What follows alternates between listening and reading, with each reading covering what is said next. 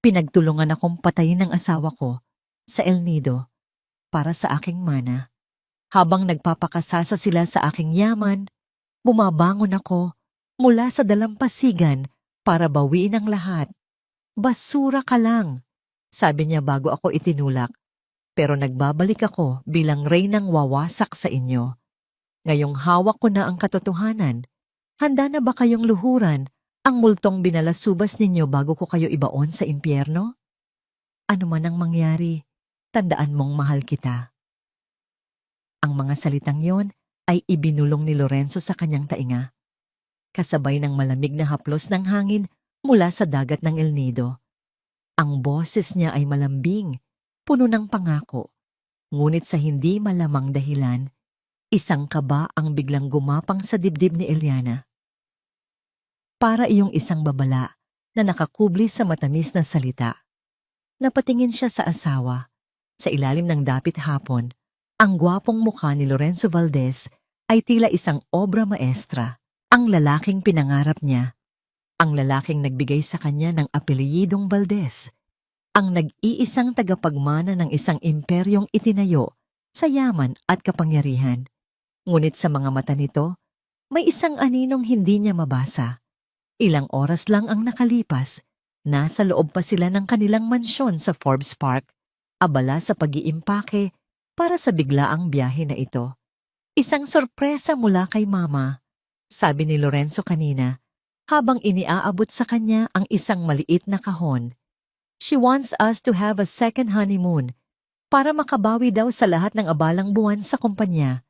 Sa loob ng kahon ay isang seda na bestida, kulay ng perlas, na tila hinabi mula sa sinag ng buwan. Napaluha si Eliana sa tuwa sa loob ng 2 taon nilang pagsasama. Ito ang unang pagkakataon na nakatanggap siya ng isang regalo mula kay Doña Corazon Valdez. Ang matriarka ng pamilya, isang babaeng kasing tigas at kasing kinang ng diamante, ay hindi kailanman naging madaling pakisamahan. Para kay Eliana na lumaking ulila sa ina, ang pagtanggap ng Donya ay isang bagay na pinakahahangad niya. Hinapit siya ni Lorenzo mula sa likod. Ipinatong ang baba nito sa kanyang balikat habang tinitingnan nila ang kanilang refleksyon sa salamin. Bagay na bagay sa'yo, mahal ko. You are the most beautiful Mrs. Valdez. Sa yakap na yon, sa amoy ng pamilyar na pabango ni Lorenzo, nawala lahat ng kanyang alinlangan. Ito ang buhay niya. Ito ang pangarap na natupad.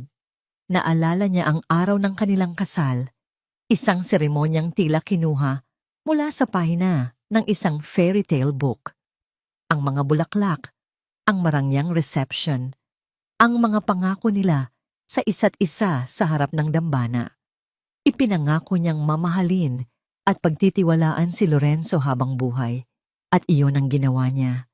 Bago sila umalis, nagkaroon sila ng isang mabilis na video call kay Doña Corazon. Lumitaw sa screen ang perpektong mukha ng kanyang biyenan, walang bahid ng kahit anong emosyon. Eliana, Lorenzo, I hope you like my gift. El Nido is beautiful this time of year, sabi nito. Ang mga labi ay nakangiti, ngunit ang mga mata ay nanatiling malamig. Kalkulado. Mag-enjoy kayo. Kayong dalawa. Salamat po, Mama. Sobrang na-appreciate ko po ito. Magalang na sagot ni Eliana. Of course, Hija. You deserve it. You've been a good wife to my son. Sabi ng Donya bago magalang na magpaalam. Pagkatapos ng tawag, dumating si Karina Reyes, ang kanyang matalik na kaibigan mula pa noong kolehiyo. Si Karina ang kanyang naging kapatid at karamay sa lahat ng bagay. OMG friend, El Nido? How romantic! Tili nito sabay yakap sa kanya. Ang bait talaga sa'yo ni Tita Corazon. I'm so happy for you. Tumingin si Karina sa paligid ng kanilang walk-in closet sa mga mamahaling gamit na nakapaligid sa kanila. You have everything, Eliana. Isang mapagmahal na asawa, isang pamilyang mayaman. Ano pa bang mahihiling mo? Ngumiti lang si Eliana. Ikaw talaga. Ang mahalaga. Masaya kami ni Lorenzo. Oo naman, sagot ni Karina, habang hinahaplos ang seda ng bestidang bigay ng Donya. By the way, friend, kumusta na pala yung mga stocks na minana mo kay Tito? Nako, you should be careful with those. Malaki ang halaga niyan, di ba? Dapat laging nakabantay. Ang tanong ay tila inosente, isang paalala mula sa isang nag-aalalang kaibigan. Ngunit sa pagbabalik tanaw ni Eliana ngayon, habang nakatayo sa dalampasigan ng Palawan, ang tanong na yon ay may kakaibang bigat. Muli niyang pinakatitigan ang asawa. Hinawakan ni Lorenzo ang kanyang kamay. Ang palad nito ay malamig at bahagyang nanginginig. Halika na, sabi ni Lorenzo. Pilit nang ngumiti. May inihanda silang private dinner para sa atin sa may tabing dagat. Habang naglalakad sila, hindi maalis sa isip ni Eliana ang mga salitang iyon. Isang bulong na dapat sana'y nagbigay sa kanya ng kapanatagan, pero sa halip ay nagtanim ng binhi ng takot sa kanyang puso. Ano man ang mangyari, tandaan mong mahal kita. Bakit ito tunog tulad ng isang paalam? Ang hapunan sa tabing dagat ay perpekto, masyadong perpekto. May mga sulo na nakapalibot sa kanilang mesa. Ang apoy nito'y sumasayaw sa ihip ng hangin. Ang alon ay marahang humahalik sa dalampasigan, at ang buwan ay tila isang pilak na disko sa madilim na kalangitan. Ito ang eksenang laging laman ng mga postcard, ang pangarap na bakasyon ng kahit sinong magkasintahan. Ngunit para kay Eliana, ang bawat alon na humahampas ay tila bumubulong ng babalang hindi niya maintindihan. Sinubukan niyang ngumiti. Sinubukan niyang ibalik ang sarili sa sandaling iyon, sa tabi ng lalaking pinakamamahal niya. Ngunit sa tuwing magtatama ang kanilang mga mata, ang anino ng pag-aalinlangan ay bumabalik. Masarap ba ang pagkain, mahal ko? Tanong ni Lorenzo, ngunit ang kanyang mga mata ay wala sa kanya. Ito ay nasa teleponong nakapatong sa mesa, sa tabi ng kanyang plato. Bawat ilang minuto, umiilaw ang screen nito at pasimple niya itong sinisilip. Oo, masarap, sagot ni Eliana. Pilit pinapasigla ang boses. Salamat sa sorpresang to, Lorenzo. At kay Mama, gusto lang namin na maging masaya ka, sabi ni Lorenzo. Ngumiti ito, ngunit ang nangiti ay hindi umabot sa kanyang mga mata. May bigat sa kanyang mga balikat, isang tensyon na hindi nababagay sa paraisong kanilang kinaroroonan. May problema ba sa trabaho? Usisa ni Eliana. Kanina ka patingin ng tingin sa phone mo. Umiling si Lorenzo at mabilis na itinago ang telepono sa kanyang bulsa. Wala, mahal. Huwag mo akong intindihin. May inaasahan lang akong email mula sa isang international investor. Alam mo na, kahit nasa bakasyon, kailangang magtrabaho. Pamilyar ang dahilan na yon. Sa nagdaang mga buwan, palagi itong bukang-bibig ni Lorenzo. Ang kumpanya, ang mga investor, ang pagod. At si Eliana, bilang isang maunawaing asawa, ay palaging tinatanggap ang lahat ng yon. Ngunit ngayong gabi, iba ang pakiramdam. Ang mga dahilan ay tila manipis na tela na pilit ipinantatakip sa isang malaking lihim. CR lang ako, paalam ni Lorenzo pagkatapos ng ilang sandali ng katahimikan. Tumayo ito at hinalikan siya sa noo. Babalik ako kaagad. Pinanood niya itong maglakad palayo patungo sa direksyon ng kanilang private bungalow. Lumipas ang 10 minuto, 15, 20. Hindi pa rin bumabalik si Lorenzo. Ang pagkain sa kanilang mga plato ay nagsisimula na ng lamigin, kasabay ng paglamig ng pag-asa sa kanyang puso. Isang pakiramdam ng pagkabalisa ang nagtulak sa kanya na tumayo. Marahil ay masama lang ang pakiramdam nito. Marahil ay kailangan siya nito. Dahan-dahan siyang naglakad sa buhanginan, sumusunod sa mga yapak na iniwan ni Lorenzo. Ang kanilang bungalow ay isa sa mga pinakadulo, nakahiwalay sa iba para sa mas matinding privacy.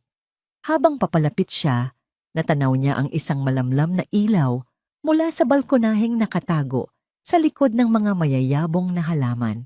Hindi iyon ang kanilang silid. At doon, narinig niya ang boses ni Lorenzo. Hindi ito ang boses ng isang taong kausap ang isang investor. Ito ay pamilyar, malambing, ngunit may halong pagmamadali at pag-aalala. Dahan-dahan siyang lumapit, nagtago sa likod ng isang malaking halamang palmera na nagbigay sa kanya ng perpektong kublihan. Mula doon, tanaw niya ang anino ni Lorenzo sa balkonahe. Pabalik-balik itong naglalakad habang may kausap sa telepono. Hindi niya nahahalata. Akala niya, ito ay isang normal na bakasyon. Sabi ni Lorenzo sa mahinang boses, huwag kang mag-alala. Nanlamig ang buong katawan ni Eliana. Sino ang kausap niya? Oo, nasisiguro ko. Isang aksidente. Walang sino man ang mag-iisip na sinadya ito. Malayo sa kabihasnan ang lugar na to. Perfect. Aksidente? Anong aksidente? Ang puso ni Eliana ay nagsimulang dumagundong. Napakalakas na tila maririnig mula sa kanyang kinatatayuan. Malapit na. Konting tiis na lang. Mapapasa atin din ang lahat. Pagpapatuloy ni Lorenzo. Ang bawat salita ay tila isang punyal na sumasaksak sa kanyang dibdib. Lahat ng pinaghirapan ng tatay niya. Lahat ng para sa atin. Para sa kanila. Sino? At pagkatapos, narinig niya ang isang boses mula sa kabilang linya. Mahina, ngunit hindi maikakaila. Isang boses na kilalang kilala niya. Ang boses ng kanyang matalik na kaibigan. Ang boses ni Karina. Siguraduhin mong walang magiging sablay, Lorenzo. Sabi ng boses ni Karina, puno ng pag-aalala at kasabikan. Para sa atin. Para sa magiging anak natin. Anak natin? Sa dalawang salitang iyon, ang buong mundo ni Eliana ay gumuho. Ang paraisong kanyang kinatatayuan ay biglang naging isang naglalagablab na impyerno. Ang hangin ay tila naubos sa kanyang mga baga. Ang asawa niya at ang best friend niya, may anak sila. Ang buong pagsasama nila, ang pag-ibig na inakala niyang totoo. Lahat ay isang kasinungalingan, isang hikbi ang nagtangkang kumawala mula sa kanyang lalamunan. Kailangan niyang umalis. Kailangan niyang tumakbo. Sa kanyang pagmamadaling tumalikod, hindi niya napansin ang isang tuyong sanga sa buhanginan. Natapakan niya ito. Crack! Ang tunog, kahit mahina, ay tila isang putok ng baril sa katahimikan ng gabi. Sa balkonahe, ang boses ni Lorenzo ay biglang natigil. Takbo. Iyon lang ang tanging salitang umalingaw-ngaw sa isipan ni Eliana. Hindi na niya nilingon pa ang balkonahe. Ang tanging alam niya ay kailangan niyang makalayo. Kailangan niyang takasan ang anino ni Lorenzo, ang anino ng lalaking minahal niya, na ngayon ay isa ng halimaw sa kanyang paningin. Ang kanyang mga paa, na kanina lang ay marahang naglalakad sa malambot na buhanginan, ay ngayoy buong bilis na tumatakbo papasok sa kadiliman ng gubat na nakapalibot sa resort. Ang seda na bestida na simbolo ng kasinungalingan ay sumasabit sa mga sanga at matinik na halaman. Lumilikha ng maliliit na punit. Ang bawat gasgas sa kanyang balat ay tila walang sakit kumpara sa sugat na nilikha ng katotohanan sa kanyang puso. Eliana, mahal ko, sandali. Ang boses ni Lorenzo, malapit na. Napakabilis niya. Lalo pang binilisan ni Eliana ang takbo. Ang kanyang paghinga ay putol-putol at naghahabol. Ang dibdib niya ay tila sasabog. Ang mga luha ay nagsisimulang mamuo sa kanyang mga mata. Nilalabo ang kanyang paningin sa dilim. Naririnig niya ang mga yabag sa likuran niya. Hindi lang isa, dalawa, tatlo. May kasama siya. Eliana, saan ka pupunta? Nag-aalala ko sa'yo. Patuloy na sigaw ni Lorenzo. Ang boses na yon, na dating nagbibigay sa kanya ng kapayapaan, ngayon ay nagdudulot ng purong takot. Isang pag-aalalang puno ng pagkukunwari. Isang laro.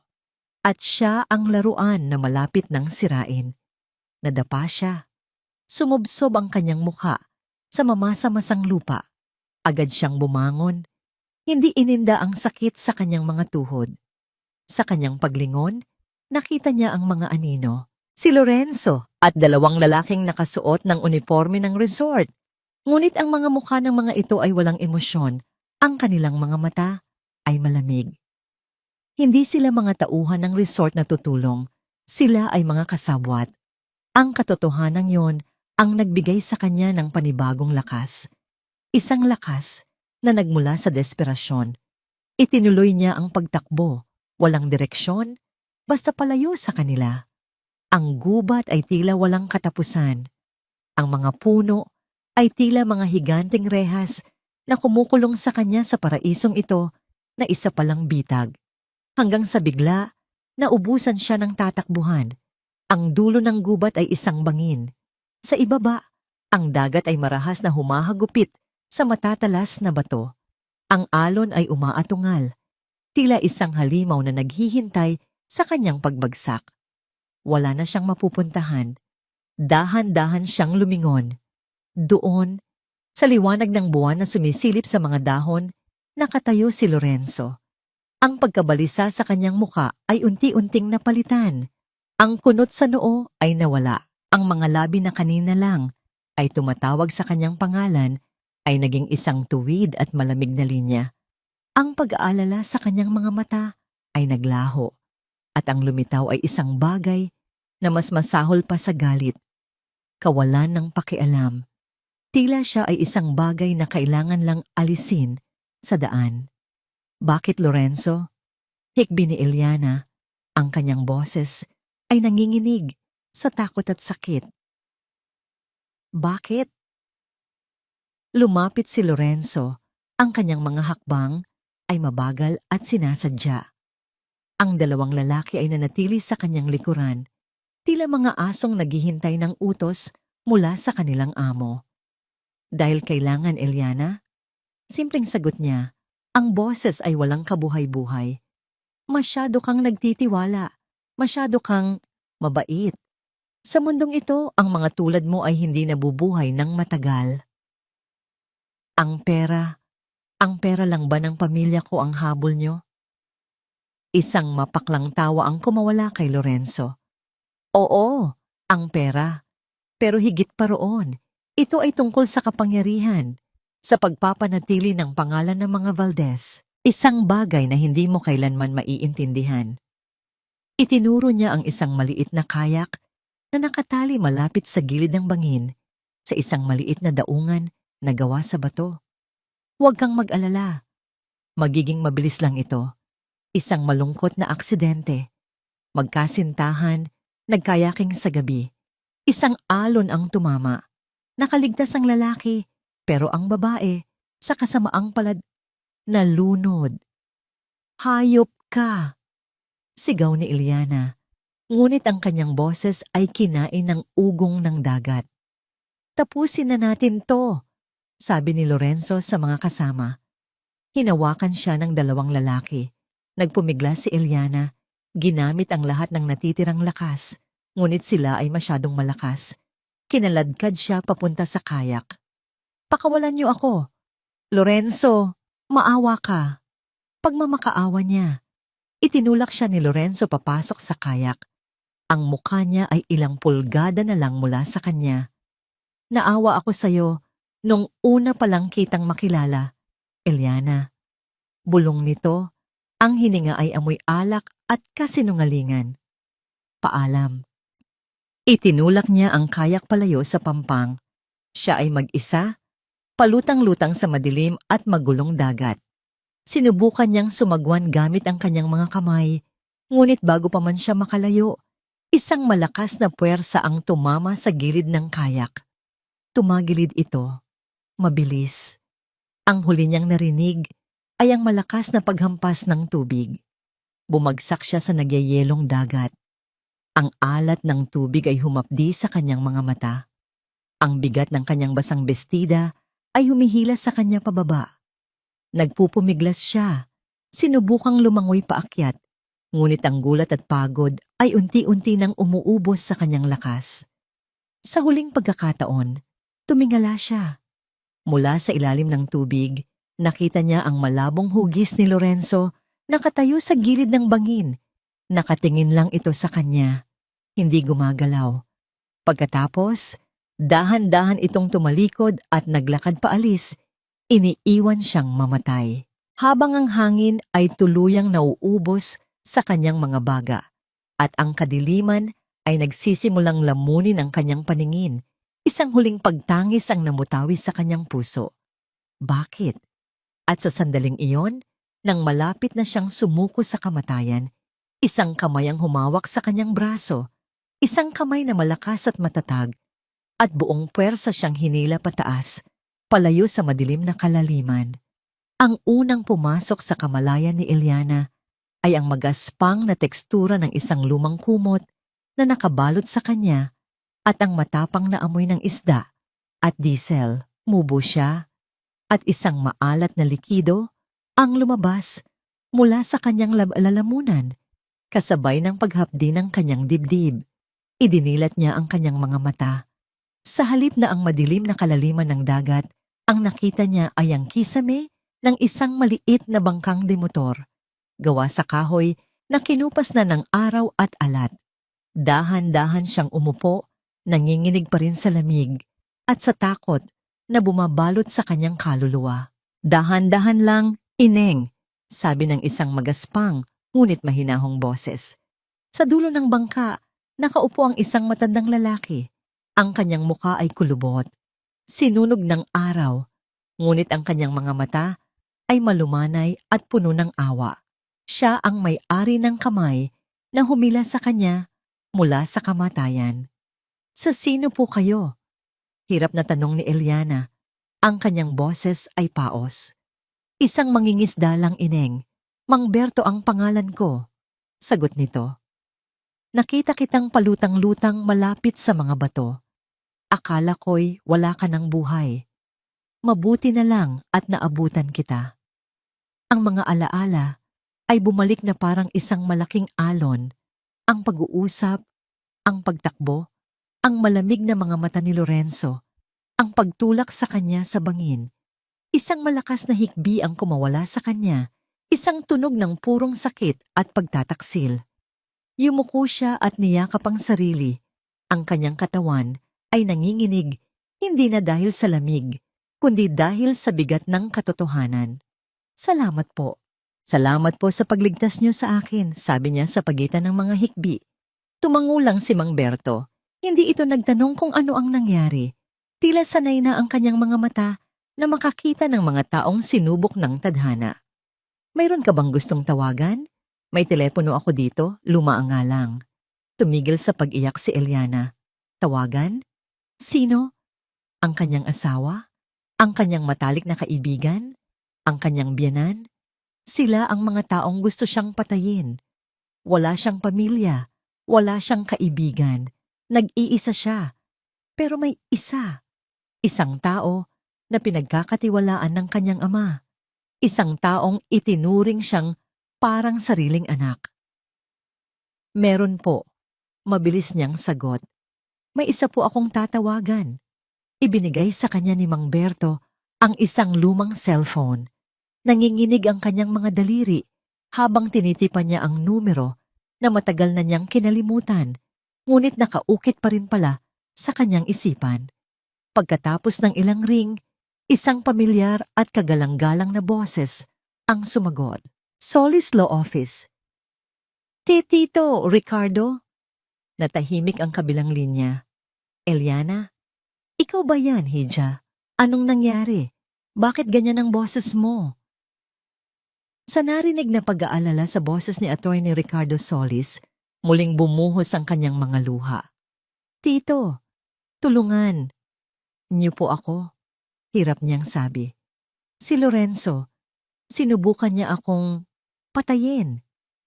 Isang matalas na paghinga ang narinig niya mula sa kabilang linya. Pagkatapos, ang boses ni Attorney Solis ay nagbago. Naging kalmado, kontrolado, at puno ng awtoridad. Nasaan ka, Eliana? Huwag kang magbigay ng detalye. Sabihin mo lang sa akin kung nasaan ka. Pupuntahan kita. Ibinigay niya ang pangalan ng El Nido at ang deskripsyon ni Mang Berto sa maliit na baryo ng mga mangingisda kung saan sila patungo. Makinig ka, Eliana, mariing sabi ni Attorney Solis. Huwag kang makikipag-usap kahit kanino. Huwag kang magtitiwala kahit kanino, maliban sa nagligtas sa'yo.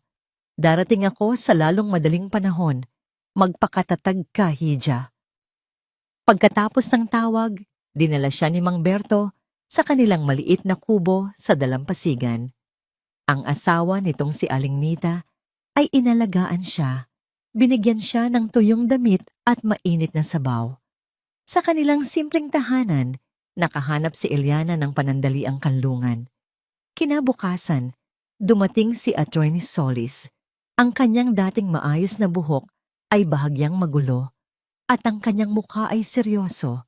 Nang makita niya si Eliana, ang tanging nagawa niya ay yakapin ito ng mahigpit. Sa yakap na yon, naramdaman ni Eliana ang kaligtasang matagal nang nawala sa kanya. Dinala siya ni Attorney Solis sa isang maliit na paupahang bahay sa Puerto Princesa. Malayo sa karangyaan ngunit ligtas. Doon, inilahad ni Eliana ang lahat. Ang regalo, ang pag-uusap, ang pagtakas, ang pagtataksil. Nakinig si Attorney Solis ng walang putol. Ang kanyang mukha ay unti-unting nagiging mas matigas sa bawat salitang binitawan ni Eliana. Nang matapos siya, isang malalim na buntong hininga ang pinakawalan ng abogado. Ang iyong ama. Hindi niya kailanman lubusang pinagkatiwalaan ng mga Valdez, sabi ni Attorney Solis. Kaya bago siya pumanaw, gumawa siya ng isang secret trust fund para sa'yo. Isang account na hindi nila alam na ako lang ang may access. May sapat kang pondo para magsimula muli, malayo sa kanila. Pagkatapos ay binuksan ni Attorney Solis ang kanyang laptop. Sa screen, isang breaking news report ang lumabas. Tragic accident in Palawan. Heiress Eliana Cruz Valdez, presumed dead. Nakatitig si Eliana sa screen. Nandoon ang larawan niya noong araw ng kanyang kasal, masaya at puno ng pag-asa.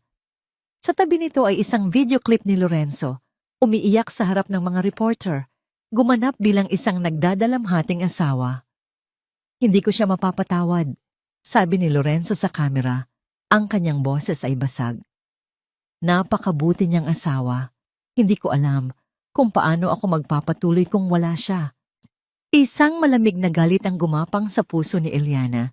Pinapatay ang lahat ng natitirang sakit at pinalitan ito ng isang bagay na mas matigas. Determinasyon. Patay na ako sa kanila, Tito, sabi ni Eliana. Ang kanyang boses ay mahinahon, ngunit puno ng bigat. Kung ganoon, gamitin natin yan. Tumingin sa kanya si Attorney Solis at sa unang pagkakataon, nakita niya sa mga mata ng dalaga hindi ang takot, kundi ang apoy. Tumango ito, isang maliit, ngunit tiyak na pag-aproba. Kumuha ito ng isang makapal na folder mula sa kanyang briefcase at ipinatong sa mesa sa harap ni Eliana. Kung ganyan ang desisyon mo, kailangan mong malaman ang lahat, sabi ng abogado. Kailangan mong malaman kung bakit nila ito ginagawa sa'yo. Ito ang dahilan kung bakit kanila gustong patahimikin, sabi ni Attorney Solis. Ang kanyang boses ay seryoso. At hindi lang ito tungkol sa pera. Ang liwanag ng mga flash ng kamera ay nakakabulag.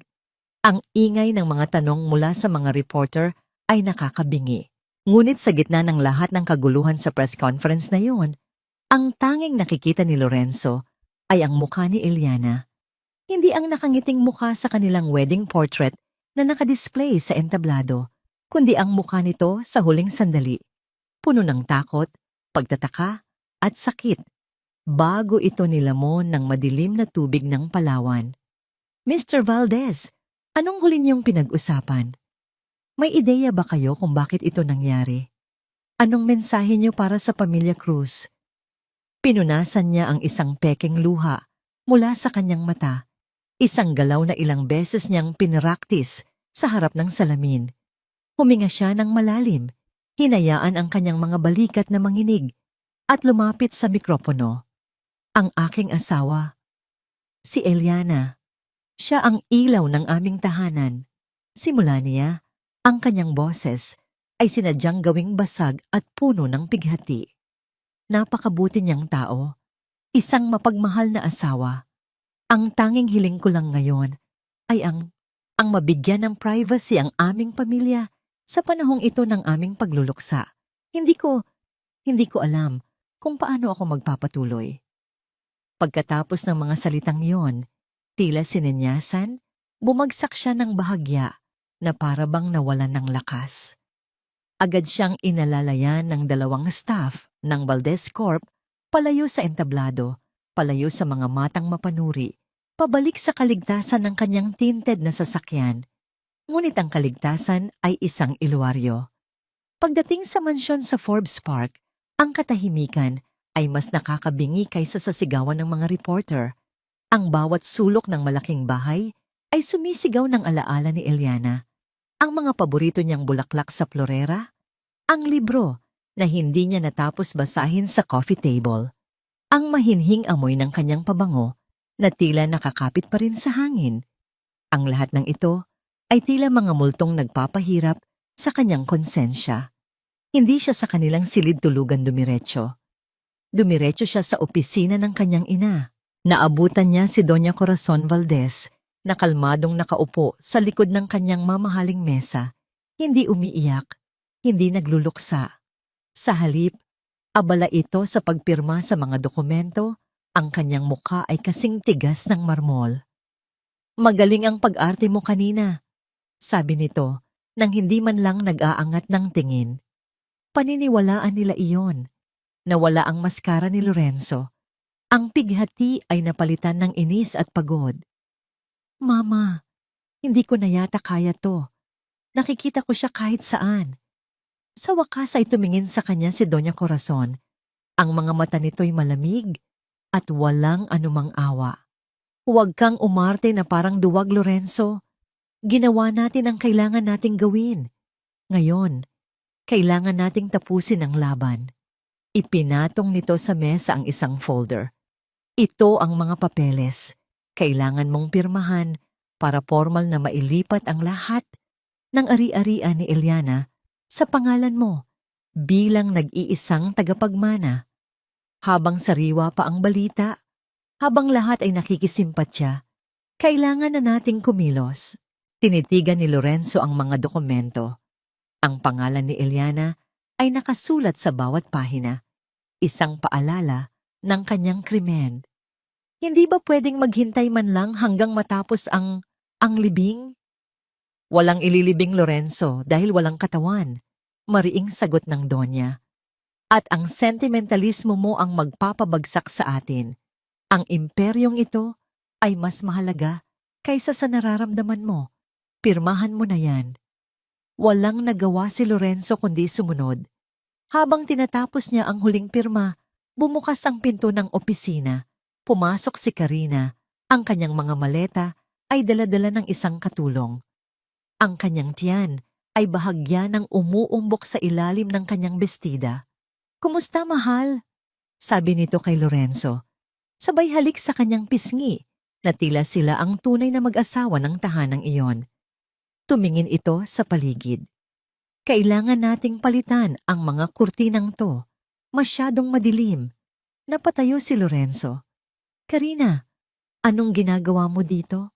Masyado pang maaga." "Hindi na maaga, Lorenzo. Ako na ang dapat naririto. Tayo na ang pamilya ngayon." Sagot ni Karina.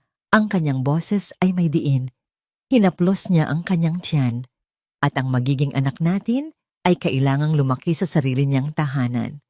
Nag-igting ang panga ni Lorenzo. Ang pagdadalamhati, kahit peke, ay napalitan ng iritasyon. Ang babaeng ito, nakasabwat niya, ay tila nasasabik na kunin ang lugar ng babaeng kapapatay lang nila. "Wala ka bang respeto?" "Respeto?" Tumawa si Karina. "Huwag na tayong maglokohan, Lorenzo. Pareho nating ginusto to. Ngayon, panindigan mo." Iniwan niya ang dalawang mag-ina sa opisina. Ang bawat hakbang niya ay nagpapakita ng pag-aari. Naiwan si Lorenzo na nakakuyom ang mga palad, Nakulong sa pagitan ng isang inang walang puso at isang kasintahang walang pasensya. Pumasok siya sa kanyang private study at isinara ng malakas ang pinto. Umupo siya sa dilim. Sinubukang pakalmahin ang sarili. Binuksan niya ang kanyang laptop, nagbabaka sakaling malibang ang isip sa mga numero at email. At doon, may isang bagong mensahe sa kanyang inbox, walang subject, at mula sa isang hindi kilalang sender. Binuksan niya ito. Ang laman ay isang larawan. Malabo, tila kinunan mula sa malayo gamit ang isang cellphone. Isang babae na nakatalikod, nakaupo sa isang coffee shop sa tabi ng bintana. Ang gupit ng buhok, ang tindig. Imposibleng si Eliana. Ngunit may isang bagay na napakapamilyar. Sa ilalim ng larawan, may isang linya ng text. Hindi lahat ng multo ay nananatili sa libingan.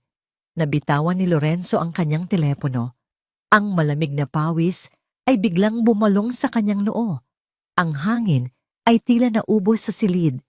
Ang maskara ng pagluluksa ay tuluyang gumuho.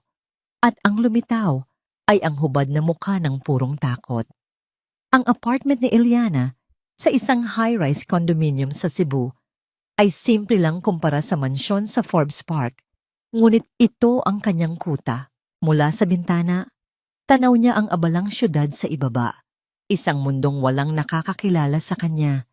Isang mundong hindi alam na siya ay buhay. Sa loob ng isang linggo, inilibing niya ang sarili sa folder na ibinigay ni Attorney Solis. Ang laman nito ay hindi lang mga legal na dokumento ng Valdez Corp, kundi mga ebidensya ng mga kahina-hinalang transaksyon, mga utang na nakatago sa ilalim ng ibang pangalan ng kumpanya at mga proyektong depektibo.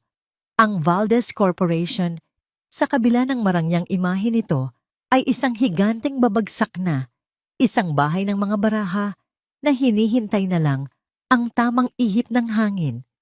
Gagamitin natin ang sarili nilang kasakiman laban sa kanila. Sabi ni Eliana sa sarili.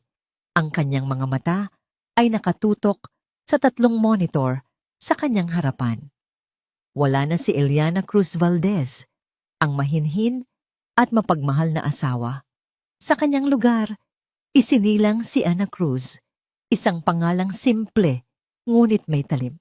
Isang misteryosong investor na may malaking pondo salamat sa lihim na trust fund ng kanyang ama at may kaalaman sa bawat kahinaan ng kalaban. Gamit ang impormasyong hawak niya, sinimulan ni Eliana ang kanyang unang atake. Isang malaking deal ang isinasara ng Valdez Corp sa isang grupo ng mga foreign investors para sa isang malaking real estate development. Ito ang proyektong inaasahan ni Doña Corazon na magliligtas sa kanilang kumpanya mula sa pagkalugi. Mula sa Cebu, nagpakawala si Ana Cruz ng isang serye ng mga anonymous na email sa mga investor na yon. Ang email ay naglalaman ng mga detalyadong ulat tungkol sa mga depektibong materyales na ginamit ng Valdez Corp sa mga nakaraang proyekto, kumpleto sa mga litrato at testimonya mula sa mga dating empleyado na matagal nang gustong magsalita. Isang araw lang ang lumipas, bumagsak ang deal. Napangiti si Eliana habang binabasa ang balita online. Valdez Corp loses billion-peso investment deal amidst controversy. Ito ang unang patak ng lason, ang unang lamat sa kanilang imperyo. Ngunit alam niyang hindi sapat ang pag-atake sa kanilang negosyo. Kailangan niyang malaman ang lahat ng kanilang sikreto. Kailangan niyang maintindihan ang buong lawak ng kanilang pagtataksil. Tito Ricardo, sabi niya sa telepono, kailangan ko ng tulong.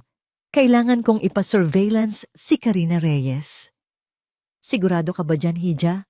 Tanong ni Attorney Solis, may pag-aalala sa boses.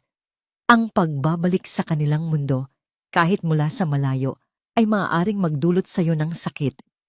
Ang sakit ay nandito na, Tito. Matigas na sagot ni Eliana. Ang kailangan ko ngayon ay katotohanan, lahat ng katotohanan. Pumayag si Attorney Solis. 1 linggo ang lumipas, Isang private investigator ang nagsimulang magpadala ng mga ulat at litrato kay Eliana. Karamihan ay mga ordinaryong bagay.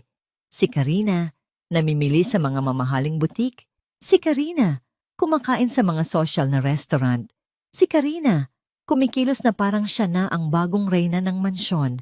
Hanggang isang araw, dumating ang isang email na may subject na urgent. Binuksan ito ni Eliana. Ang laman ay isang serye ng mga litrato. Si Karina, pumapasok sa isang kilalang ospital at hindi lang sa kahit anong departamento. Siya ay nasa tapat ng pinto ng isang OB-GYN clinic. Ang sumunod na litrato ang tuluyang dumurog sa anumang natitirang pag-aalinlangan sa kanyang puso.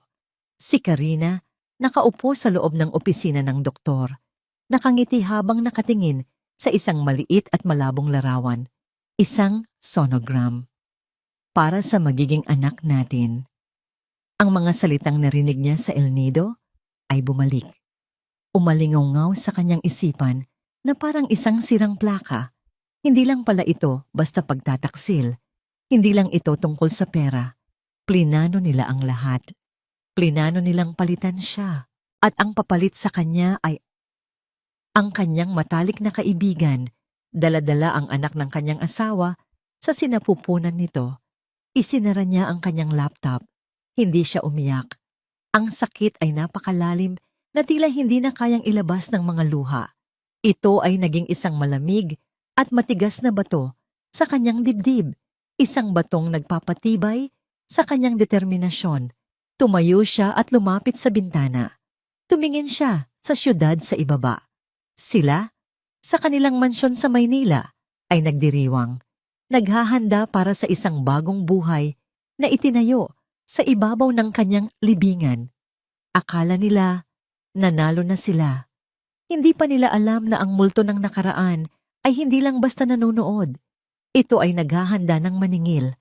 Habang iniisip niya ito, tumunog ang kanyang cellphone. Isang text message mula sa private investigator.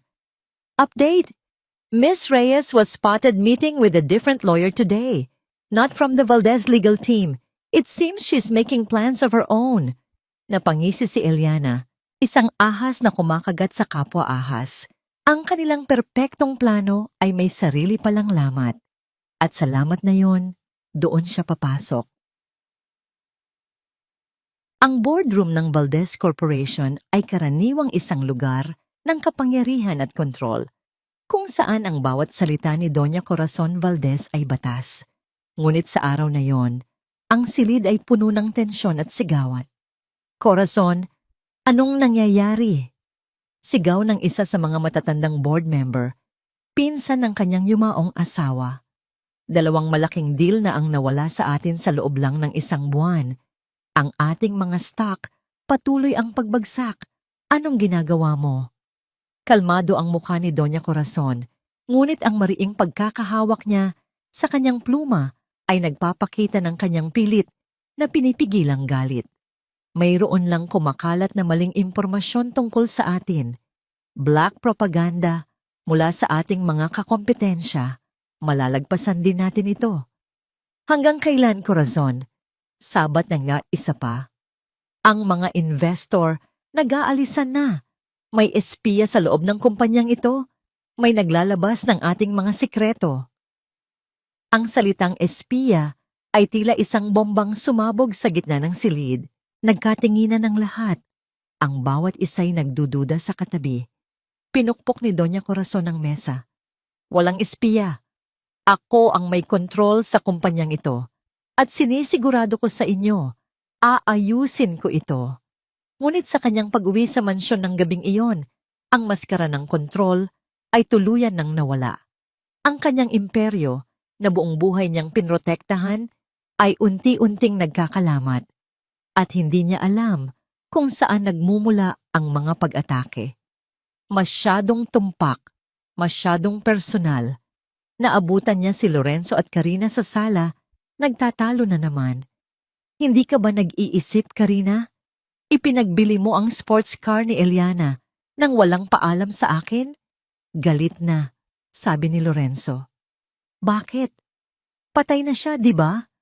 Anong gagawin niya doon? At isa pa, kailangan ko ng bagong sasakyan, isang mas ligtas para sa baby. Taas noong sagot ni Karina, hinahaplos ang kanyang tiyan.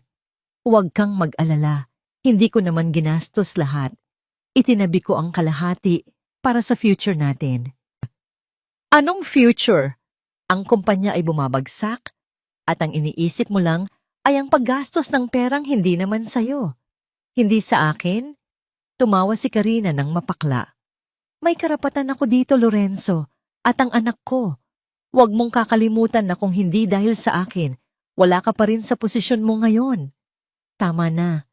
Isang malakas na sigaw mula kay Doña Corazon ang nagpatigil sa kanilang dalawa.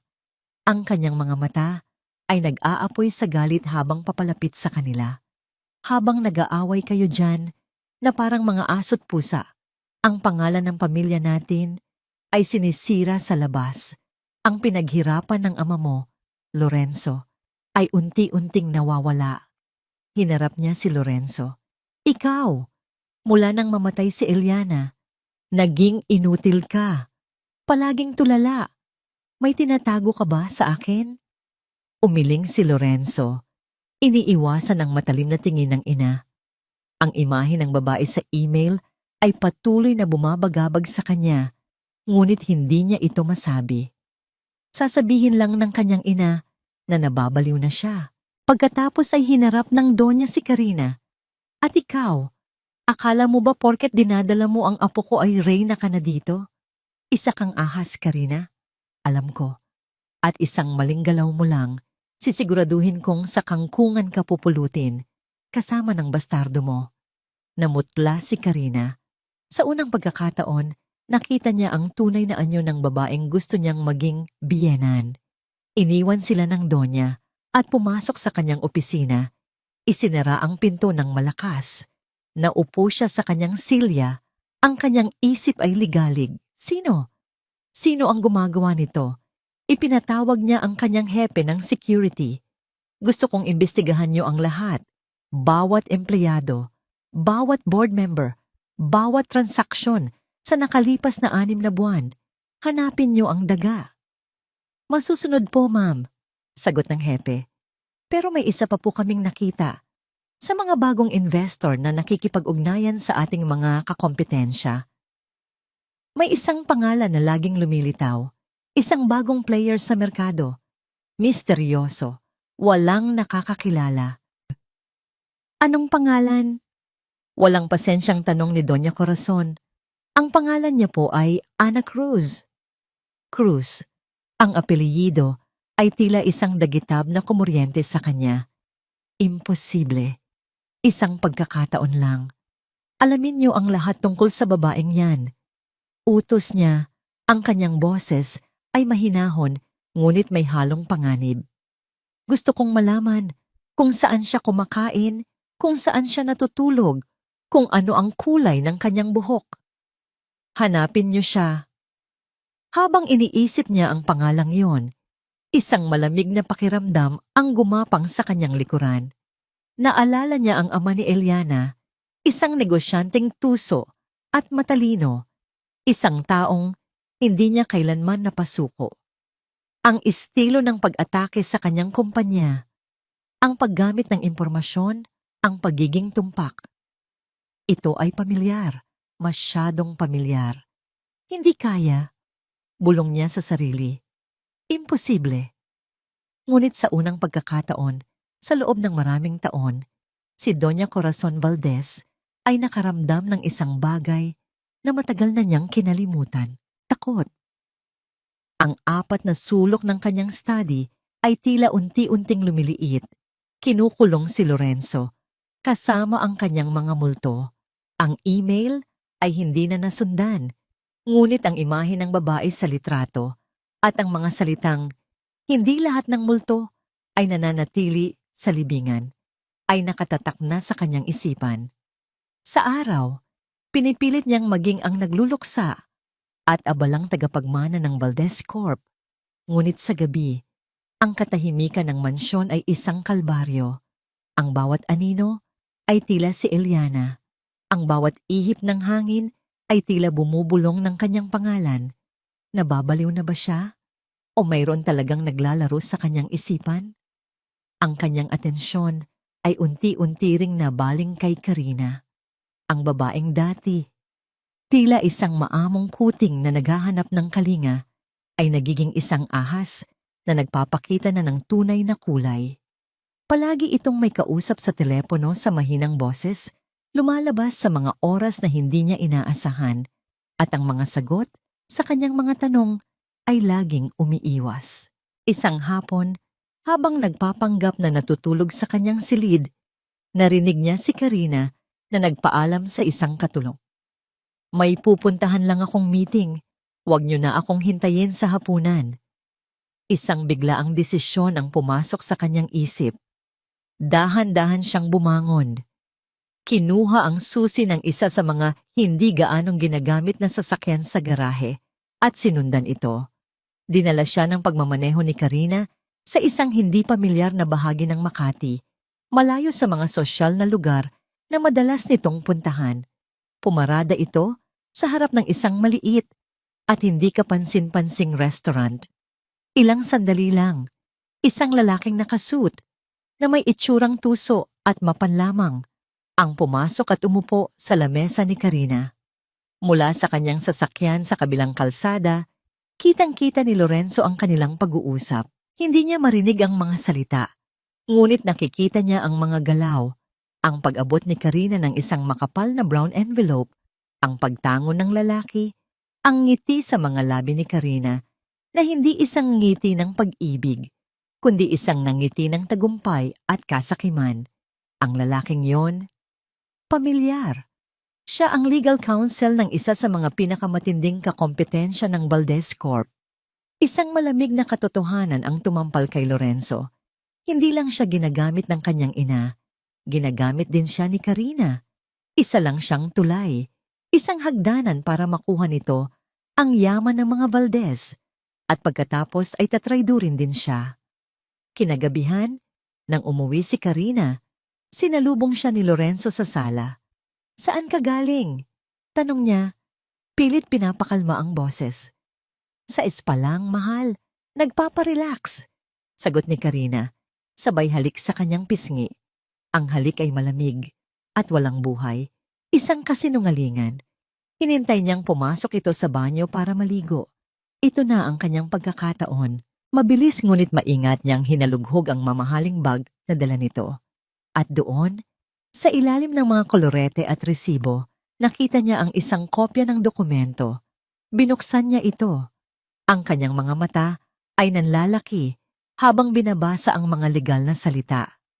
Isang kasunduan, isang deed of assignment na nagsasabing sa sandaling mailipat sa pangalan ni Lorenzo ang lahat ng ari-arian ni Eliana.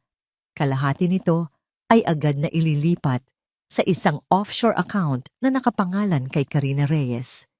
Mayroon ding mga probisyon na nagsisigurong ang anak nila ay magkakaroon ng malaking share sa Valdez Corp. Ito ay isang perpektong plano ng pag-agaw. Nabitawan niya ang mga papel.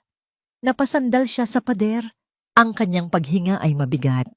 Lahat sila, ang kanyang ina, ang kanyang kasintahan, lahat sila ay may sariling agenda. At siya, si Lorenzo Valdez, ang dakilang tagapagmana, ay isa lang palang tau-tauhan sa kanilang mga laro. Isang tanga sa gitna ng kanyang pagkalito at galit. Isang alaala ang biglang pumasok sa kanyang isipan. Isang hapon, mga isang taon na ang nakalipas. Naglalakad sila ni Eliana sa isang parke. Walang bodyguard, walang mamahaling sasakyan. Sila lang dalawa. Biglang umulan ng malakas. Nagtakbuhan sila, nagtatawanan na parang mga bata, at sumilong sa ilalim ng isang puno. Basang-basa, giniginaw, pero masaya. "Kahit wala na sa atin ang lahat ng pera ng pamilya natin, Lorenzo," sabi ni Eliana sa kanya noon habang nakatingin sa kanyang mga mata. "Basta't magkasama tayo, yun ang importante."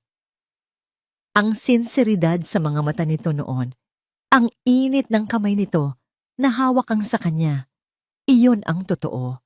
Iyon ang pag-ibig na sinayang niya. Isang pag-ibig na ipinagpalit niya sa pera na ngayon ay pinag-aagawan ng mga buwitreng nakapaligid sa kanya. Isang matinding pagsisisi ang bumara sa kanyang lalamunan. Bumalik siya sa kanyang study, isinara ang pinto at naupo sa dilim.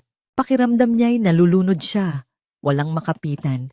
Kailangan niya ng tulong. Ngunit kanino? Kinuha niya ang kanyang telepono. Sa isang lihim na folder sa kanyang contacts, may isang numero na matagal na niyang hindi tinatawagan. Isang numero na para lamang sa mga desperadong sitwasyon. Isang tao mula sa nakaraan na may utang na loob sa kanya. Isang taong sanay gumalaw sa dilim. Isang alyado? O isang mas malaking panganib? Wala na siyang pakialam.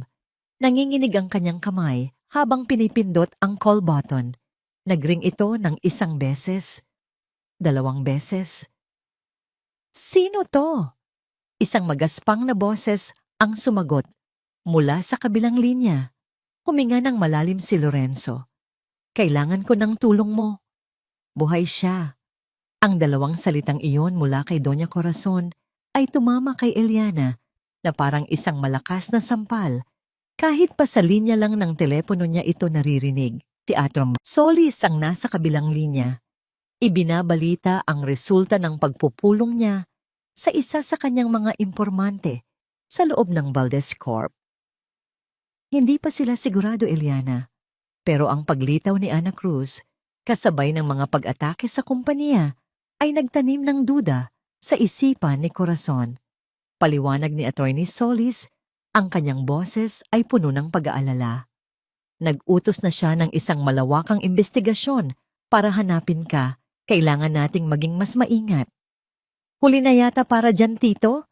Sagot ni Eliana habang nakatingin sa screen ng kanyang laptop. Isang balita ang nakabalandra roon.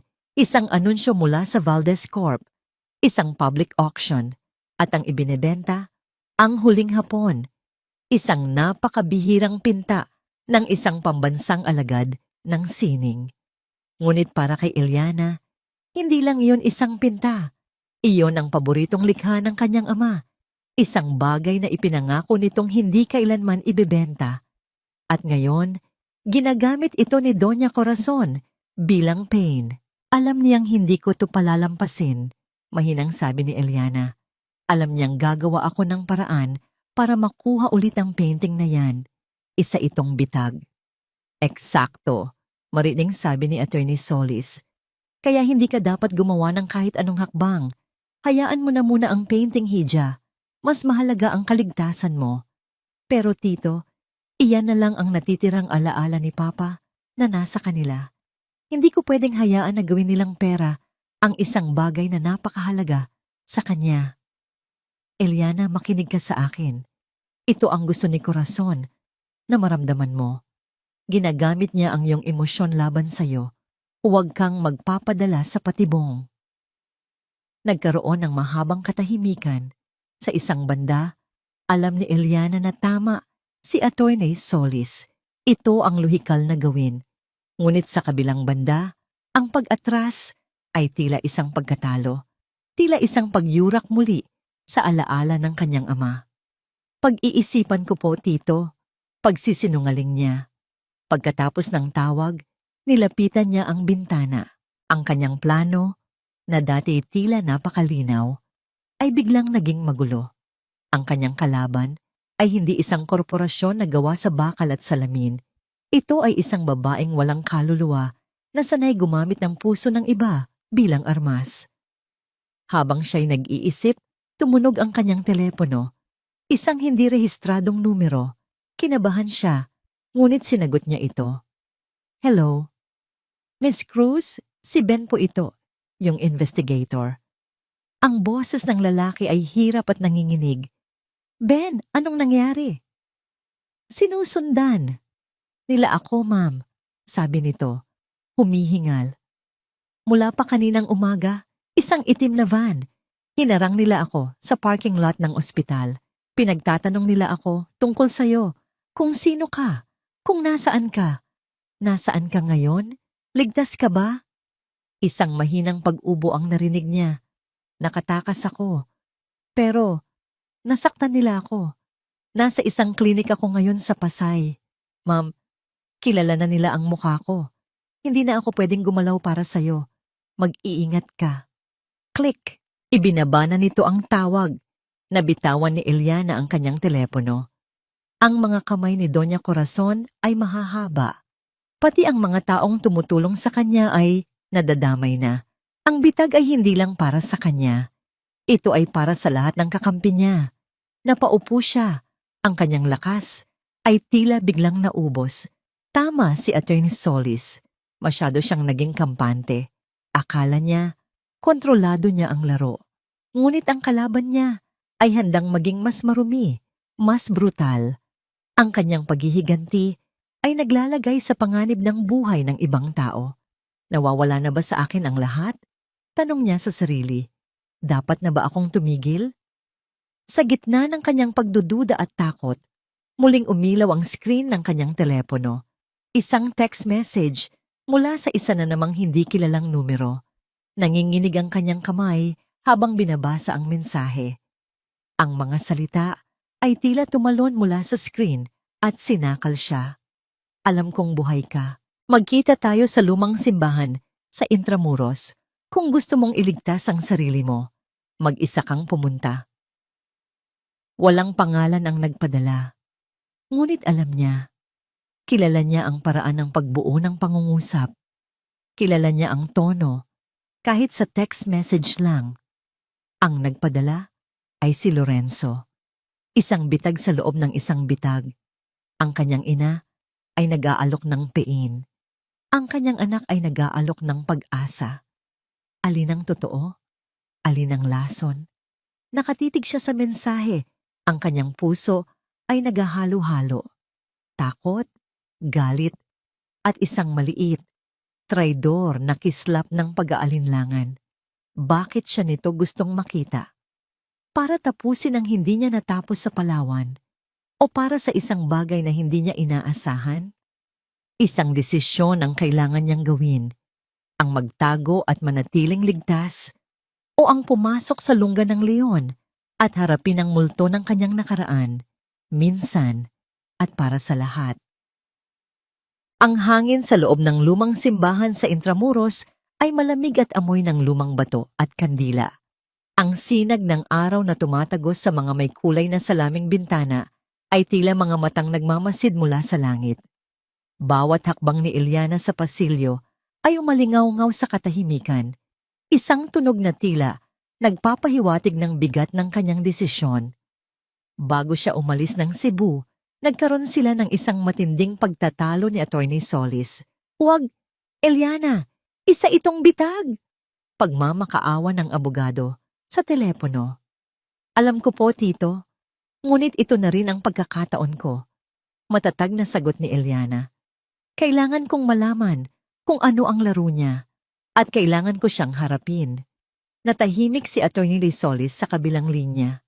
Nang muli itong magsalita, ang boses niya ay basag at puno ng emosyon na hindi pa kailanman naririnig ni Eliana mula sa kanya.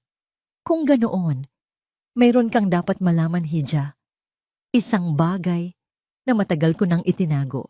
Isang bagay na ipinangako ko sa iyong ama na hindi ko sasabihin maliban na lang kung ang buhay mo ay nasa matinding panganib."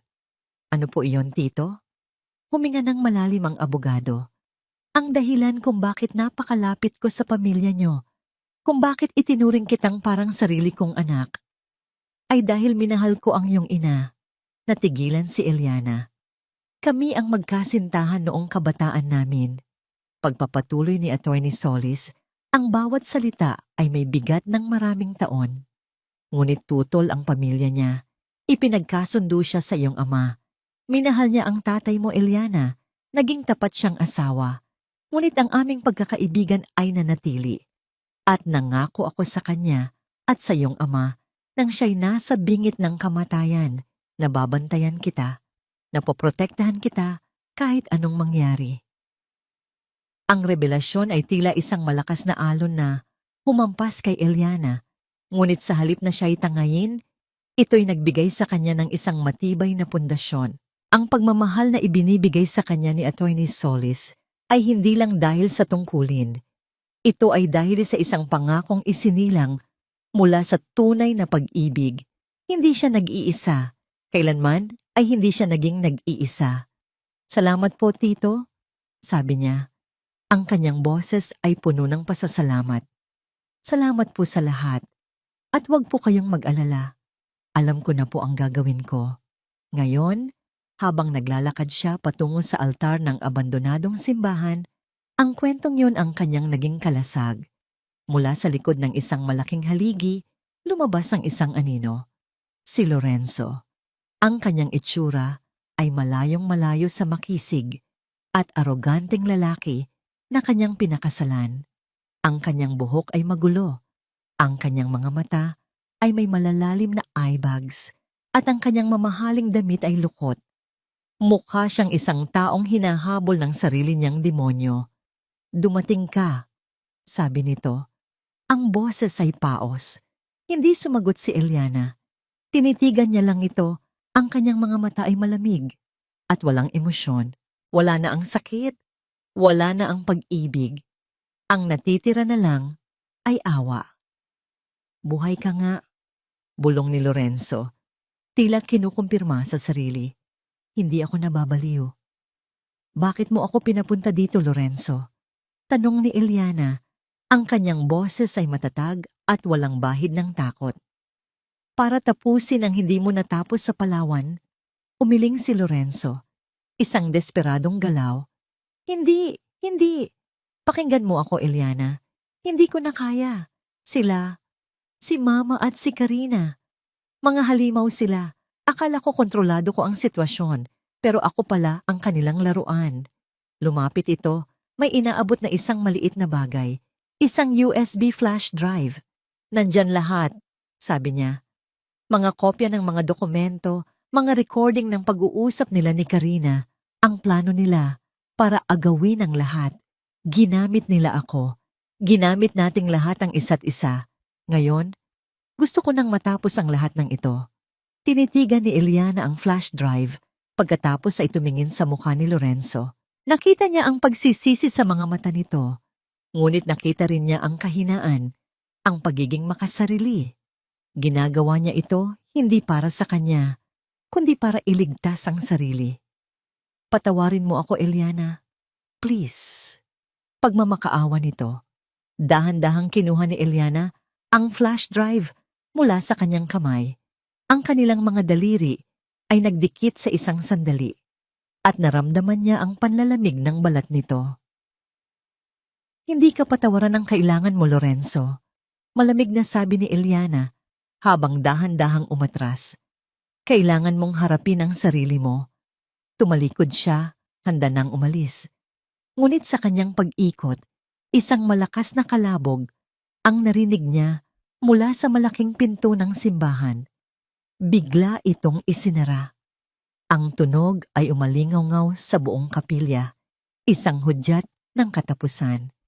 Mula sa mga anino sa gilid ng simbahan, lumabas ang mga lalaking nakaitim.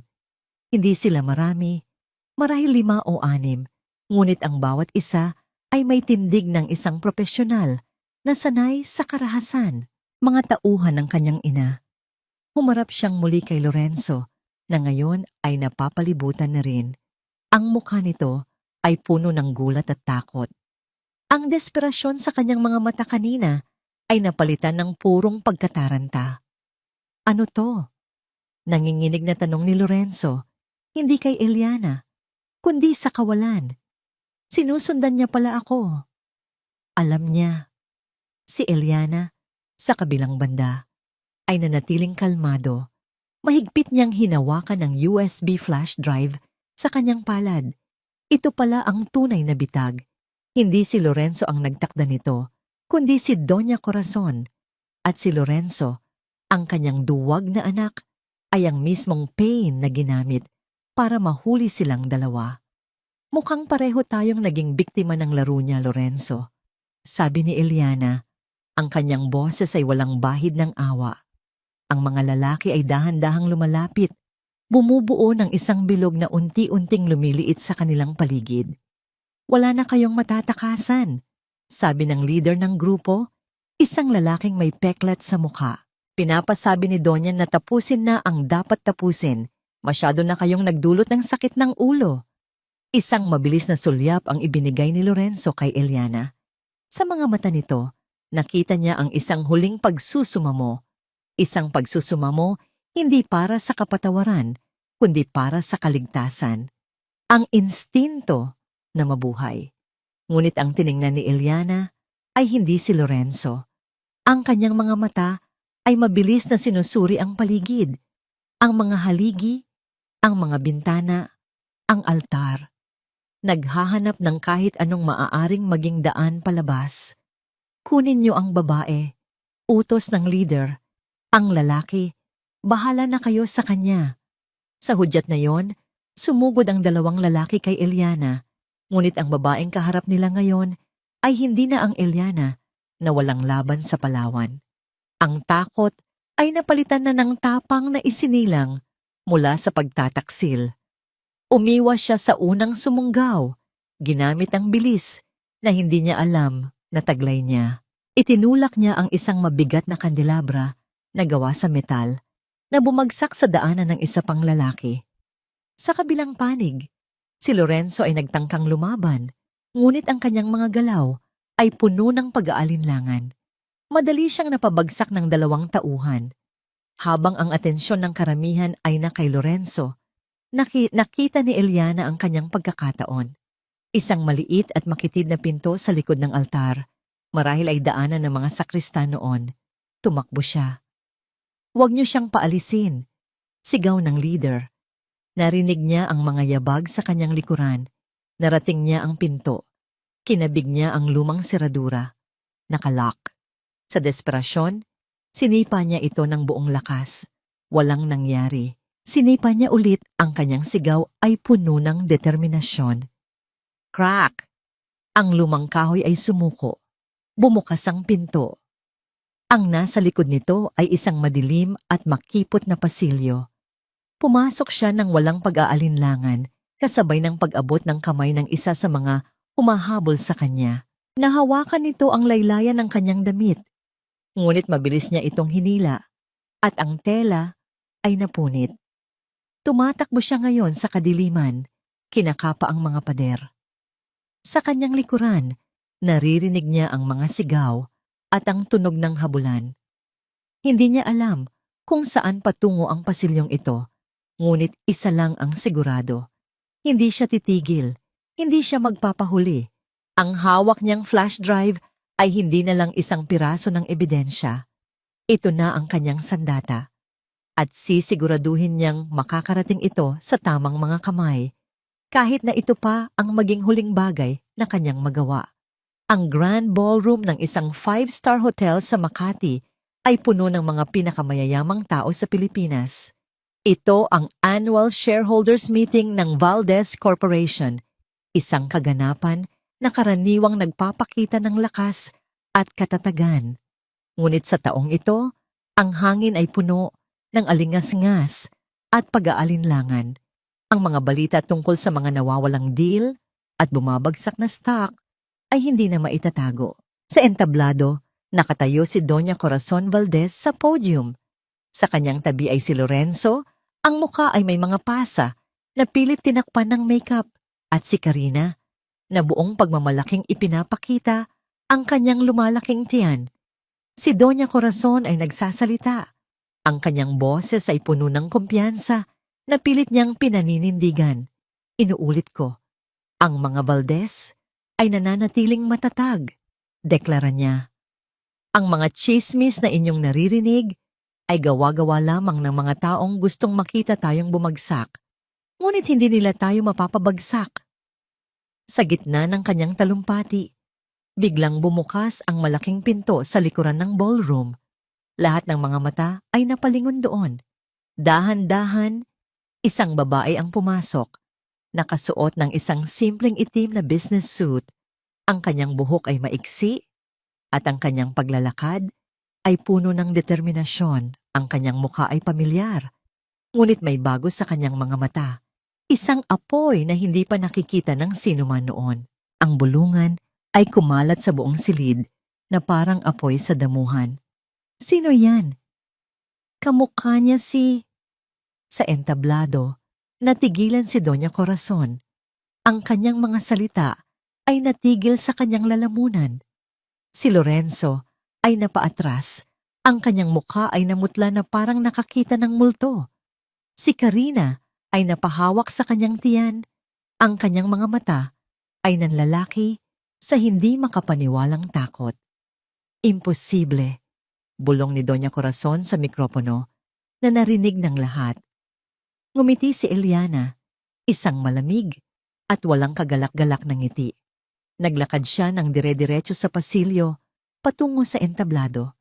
Sa kanyang likuran, pumasok ang ilang unipormadong pulis kasama si Attorney Ricardo Solis.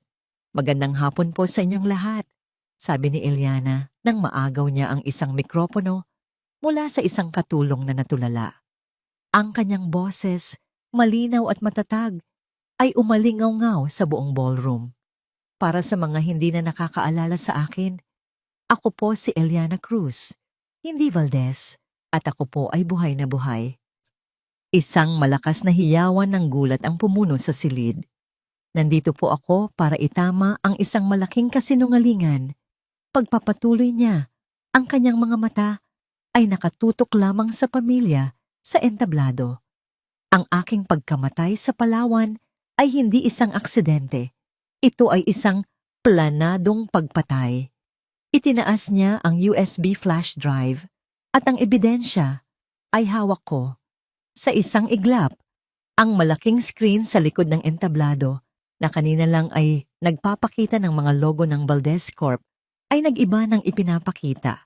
Lumabas ang mga dokumento ng bangko na nagpapakita ng mga ilegal na paglipat ng pondo. Lumabas ang mga email na nagdedetalye ng paggamit ng mga substandard na materyales. Pagkatapos, isang audio recording ang pinatugtog. Ang boses ni Doña Corazon, malinaw at malupit. Tapusin na ang dapat tapusin. Masyado na kayong nagdulot ng sakit ng ulo. Sumunod, ang boses ni Karina.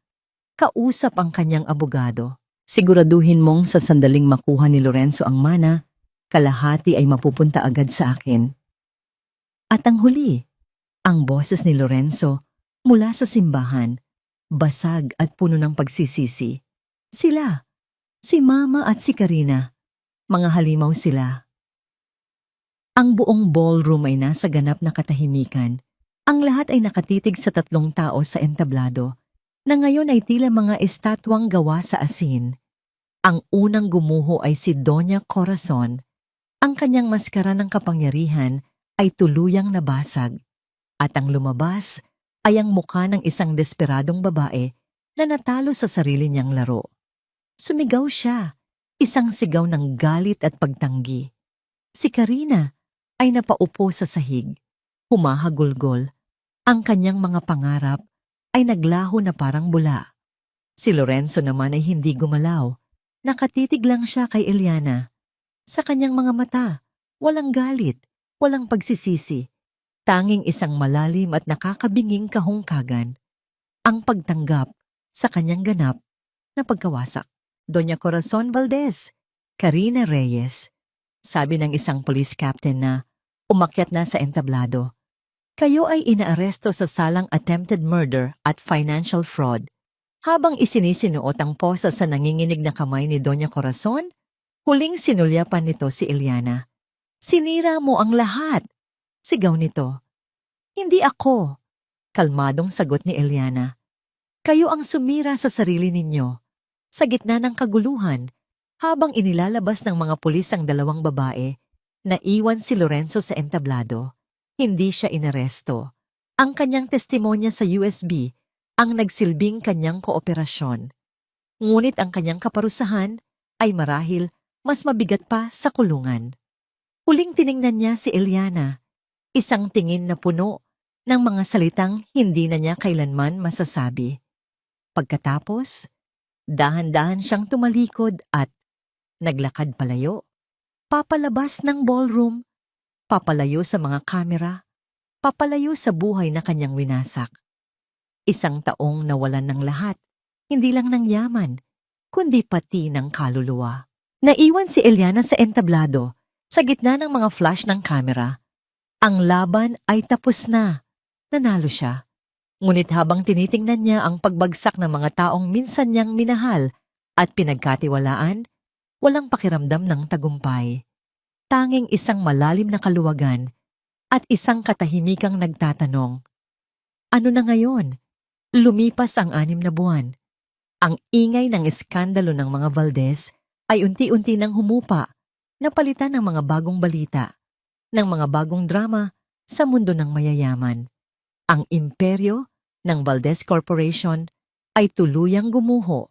Ang mga natirang ari-arian nito ay isinailalim sa receivership upang bayaran ang napakaraming utang at kaso. Si Doña Corazon at Karina ay parehong nahatulan, habang buhay, na pagkabilanggo para sa Doña dahil sa bigat ng kanyang mga kasalanan. Mas magaan na sentensya para kay Karina, isinasaalang-alang ang kanyang kooperasyon at ang kanyang kalagayan. Isinilang niya ang isang malusog na sanggol na lalaki sa loob ng kulungan. Si Eliana ay hindi na muling nagpakita sa publiko matapos ang araw na yon. Tinanggihan niya ang lahat ng panayam, isinantabi ang lahat ng alok para isang pelikula ang kanyang buhay. Ang hustisya na kanyang hinanap ay nakuha na niya. Ang kailangan niya ngayon ay kapayapaan.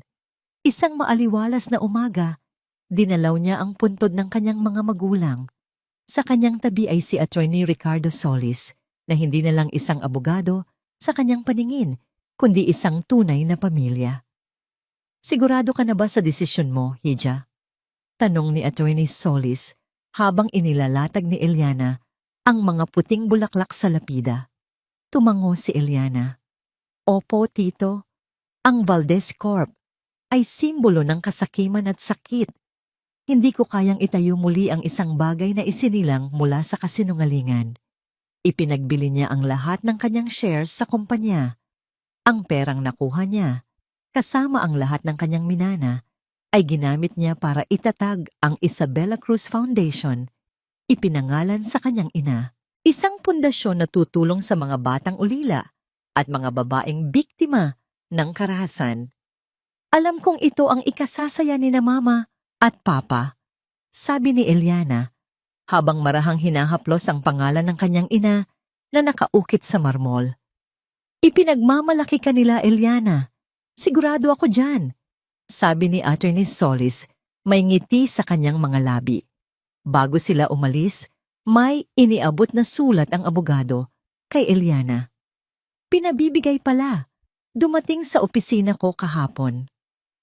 Ang sulat ay walang return address, ngunit kilala niya ang sulat kamay sa sobre. Galing ito kay Lorenzo. Binuksan niya ito nang mag-isa na lang siya sa kanyang bagong bahay. Isang simpleng bahay sa tabi ng dagat sa Batangas, malayo sa gulo ng syudad. Ang sulat ay maikli lang.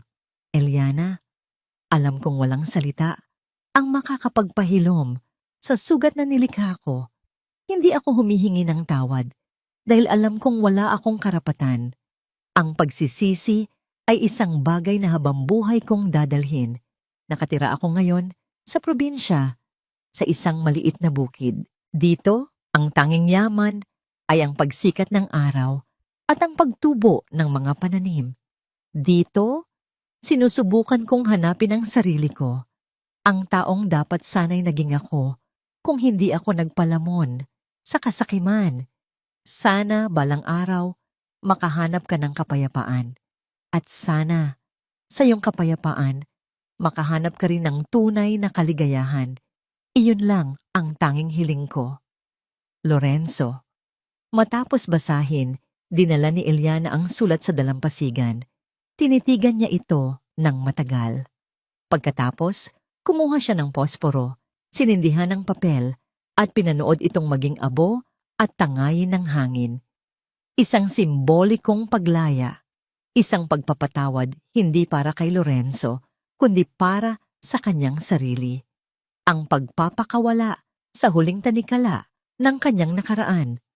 Kinabukasan, Binisita niya ang isa sa mga ampunan na tinutulungan ng kanyang foundation. Pinanood niya ang mga batang naglalaro. Ang kanilang mga tawa ay tila musika sa kanyang pandinig. Isang batang babae ang lumapit sa kanya at inabutan siya ng isang bulaklak na pinitas nito sa hardin.